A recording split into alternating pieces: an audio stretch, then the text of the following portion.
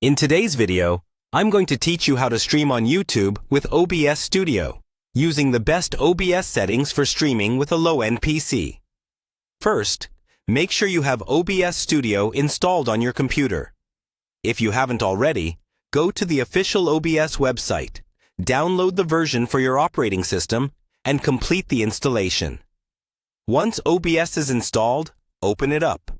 The first time you launch OBS, it may ask if you want to run the auto configuration wizard.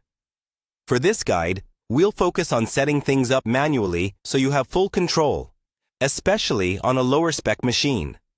Start by connecting OBS to your YouTube channel. Open your browser, go to YouTube, and head into YouTube Studio. From there, navigate to the Live section, where you can create or manage your live stream.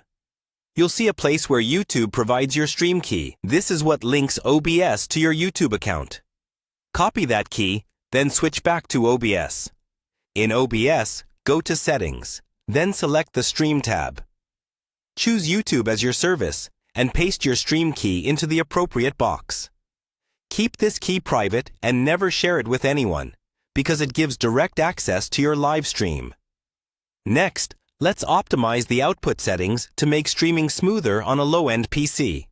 In the Settings window, click on Output. Set the output mode to Advanced so you can see more options. For the encoder, if you have a dedicated graphics card, choose the hardware encoder that matches it. If not, choose the software X264 encoder. Then, pick a bitrate that your internet and PC can handle.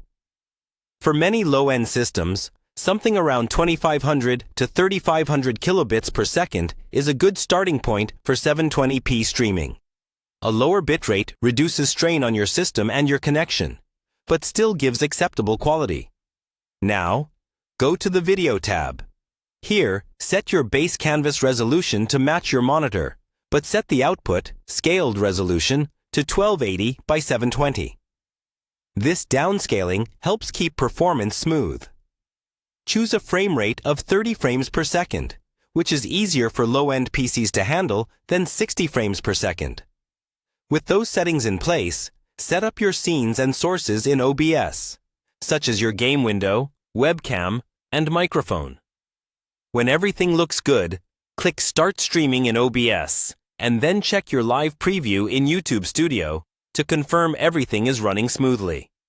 Once you're satisfied, you're ready to go live to your audience.